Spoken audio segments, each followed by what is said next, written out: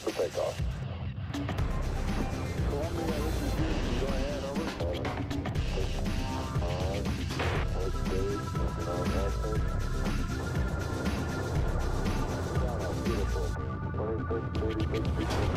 Good evening and welcome in to Indians Minor League Magazine. I'm Al Pulowski with our favorite former Tribe farmhand, Jason Stanford. Al, good to see you. Futures game. Futures How game. about Chen and also Chisenhall doing a little work there in that? They look good. It was awesome to see that. It sure was. Great representation. Yes, yes, indeed. All right, we'll talk more about that on the show here in just a little bit. Here's what's coming up. We'll go around the minors and check in with all the Tribe's farm teams. Plus, Indians Director of Player Development, Ross Atkins, joins us to talk about some of the rising young stars in the system. Always good to talk to Ross. He's got some great insight.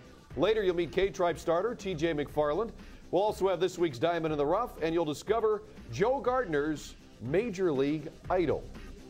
And we'll start at the AAA level here with our review of the Indians farm teams as we go down to Columbus at AAA. And let me tell you, there's a guy that's doing real well right now, Jordan Brown, a familiar name to Indians minor league fans. Well, his batting average has jumped from 265 to 297 over this last 26 games. During that span, he's hit 11 doubles and driven in 18 runs. Well, you're seeing Jordan. He was the MVP last year of the International League, and when the guy is healthy, the guy can hit. Unfortunately, there's no spots for him in the big leagues right now because everybody's playing so well up there offensively now.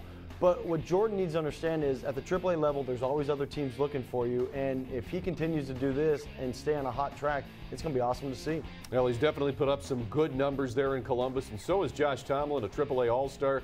I mean, you look at Josh's numbers, they're very good. And how about Luis Valbuena? Give him credit. He was sent down from the big club. He's played 15 games for the Clippers, and he's put up incredible numbers. Well, that's what Louis needed to do. Go down there, get away from the limelight right now, and just be yourself again. And this is what the Indians were hoping for when they made the trade for him, because he can play defense. He's unbelievable defensively, but he couldn't hit at the major league level. And now he's showing the Indians that he can hit and be comfortable in the box. All right, let's go down to Double-A now, where the Indians are going to lose a pitcher for about a week or two. It's left-hander Nick Hagedorn, as he's going to be placed on the disabled list. And Nick, he'll be shut down for, well, like I said, maybe about 2 weeks. He's got that shoulder discomfort. He's 1-0 in 6 starts for Akron. His ERA, though, is at 5.48. He only pitched 4 innings in his last outing on the 4th of July. So going to be rather be safe than sorry with this situation. Yeah, with Nick, I mean, he's coming off a major elbow surgery, and so when that happens, I mean, you over-rehab sometimes, and you're going to hit dry spots during your process of coming back. And so for Nick, you know, this is no major concern. I mean, the Indians aren't really concerned about this issue right now. Give him some rest, give him a break, and then come back, and he'll be strong late in the second half. Well, as you said, Jay, he works very hard, too. You talked about rehab, and he definitely does that.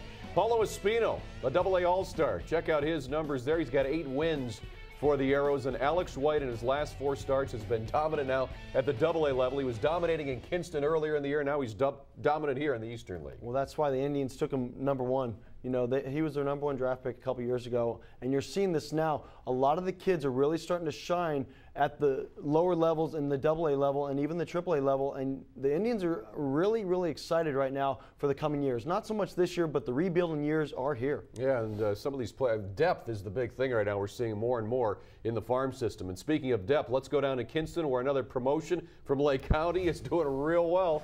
Bo Greenwell, he's been done nothing but hit since he got that promotion from Lake County. In 15 games now for the K-Tribe, he's hitting .370 with 3 doubles, 4 RBI, and 3 steals.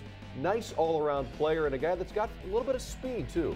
Bo knows baseball. I mean, this kid is on fire. You know, he's great pedigree from his father, Mike, but at the same time, I mean, this kid is doing what he's supposed to be doing every time he moves up to the next level. And he can hit. I mean, a left-handed good hitter, not so much a power hitter right now, but a more gap-to-gap hitter. And the Indians are very high on this guy. Well, if Bo keeps doing this, he will slowly make that rise in the Indians minor league system.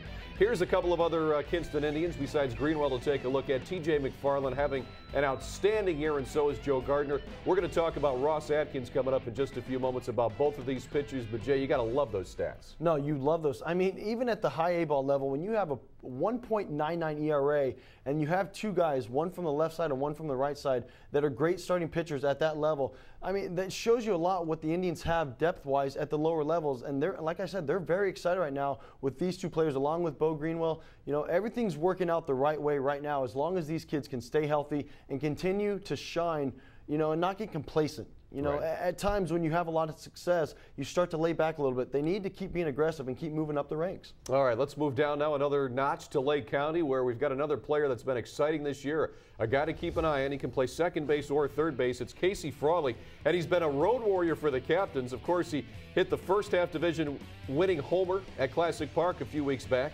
But on the road, he's hitting .313 with a couple of home runs, 19 RBI, and 10 doubles. No, it's awesome to see this kid. I mean, he's a good ball player. He works very hard on and off the field. And he just, everything about him right now shows that he's going to be a very good baseball player